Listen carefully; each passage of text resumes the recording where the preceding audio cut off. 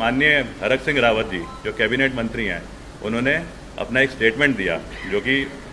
Media में आया है, और उस स्टेटमेंट में वो बड़े क्लियर बोल रहे हैं कि त्रिवेंद्र रावत जी जब कृषि मंत्री होते थे उस टाइम पे ढेंचा बीज घोटाला, क्योंकि ये नाम ही ऐसा है ढेंचा, सबको ना वैसे भी याद रहता है। 2009 में ढेंचा बीज घोटाला जो हुआ था उसमें हरक सिंह रावत ने 2 पेज की चिट्ठी लिख करके त्रिवेंद्र सिंह रावत जी को सपोर्ट करा था, और अगर वो सपोर्ट नहीं करते तो शायद त्रिवेंद्र सिंह रावत जी के खिलाफ कार्रवाई होती, एक्शन होता, सीरियस एक्शन भी हो सकता था, और अगर सीरियस एक्शन होता तो शायद वो मुख्यमंत्री नहीं बनते। अब ये देखो, हरक सिंह रावत जी अगर आज इस चीज़ को बोल रहे हैं तो उनको ना बचाने की, अगर जो उन्होंने कार्रवाई करी 2 पेज की चिट्ठी लिख करके, कितना बड़ा नुकसान हुआ है। 4 साल 4.5 साल नाकाबिलियत की वजह से उनको हटा दिया गया।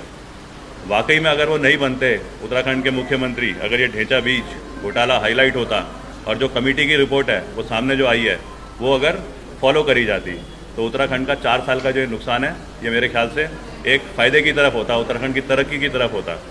मैं आपको शेयर करना चाहता हूँ कि किस तरीके से हरक सिंह रावत जी अपना स्टेटमेंट दे रहे हैं, और उसके बाद में फिर आपके साथ शेयर करूँगा कि रिपोर्ट में जो कमेटी की रिपोर्ट है उस रिपोर्ट में किस तरीके से बड़ा क्लियरली बोला गया है कि त्रिवेंद्र सिंह रावत जी के टाइम पे जब कृषि मंत्री थे उस टाइम पे किस प्रकार से अनियत गलतियां पाई गई हैं। ढेंचा बीज का जो प्रकरण था उसमें मैंने तो जब हरीश राव जी उसको जेल भेज रहे थे, हरीश राव, आप जो हरीश रावत उसकी तारीफ कर रहा है वो हरीश राव की तारीफ कर रहा है।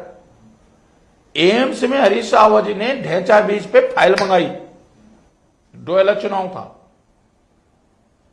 मैंने 2 पेज का नोट त्रिवेंद्र रावत के पक्ष में लिखा।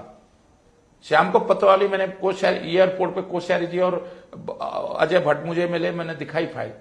कल यार तुम्हारी हिम्मत है। हरीश रावत जी ने मुझसे कहा तो शाम को दूध पिला रहा है,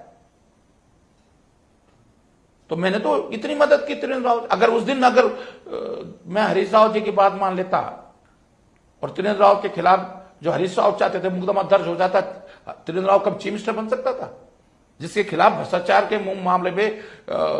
मुकदमा दर्ज हो, चीफ मिनिस्टर बन सकता था। मतलब आप देखो, इसमें सीनियर मंत्री हैं, किस तरीके से अपनी ही पार्टी के पुराने मुख्यमंत्री को किन शब्दों का इस्तेमाल करा जा रहा है, सांप को दूध पिलाया है। अगर इस तरीके की सोच है, इस तरीके की जब करप्शन होती है और उनको सपोर्ट करती है दूसरी पार्टी, तो वाकई में उत्तराखंड का भविष्य तो बिल्कुल ही इन पार्टियों के रहते हुए और अंधकार में जाएगा। आम आदमी पार्टी को,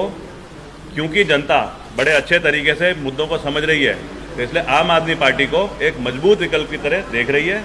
इसी चीज़ को लेकर के आम आदमी पार्टी आगे बढ़ रही है, और आने वाले समय में आम आदमी पार्टी पावर में आने के बाद ये जो करप्शन है, दोनों पार्टीज ने जो यहाँ पे प्रोमिनेंट कर दिए हैं, जिसे हम बोलेंगे पॉलिटिक्स को एक डिजास्टर का रूप दे दिया है, पॉलिटिकल डिजास्टर। आम आदमी पार्टी के मेन मुद्दों में इस करप्शन को हिट करना, पुराने मुद्दों को जहाँ पे कि एरर हो रखी हैं उनको हाईलाइट करके और इफेक्टिव गवर्नेंस को लेके आना, ये हमारी पार्टी का एक संकल्प है कि जब हम पावर में आएंगे तो वाकई में आप लोगों को जो हम भरोसा दे रहे हैं कि हमारा फौजी बैकग्राउंड, हमें देखा जाता है कि एक पॉलिटिशियन नहीं है, एक लीडरशिप की क्वालिटी, एक इफेक्टिव गवर्नेंस की जो तरीके हैं उनको कैसे लेकर के आएंगे, ये हमने करना है। और उत्तराखंड को, जो कि 20 साल पहले सपने जो देखे गए थे उत्तराखंड ने, उनको पूरा करना है।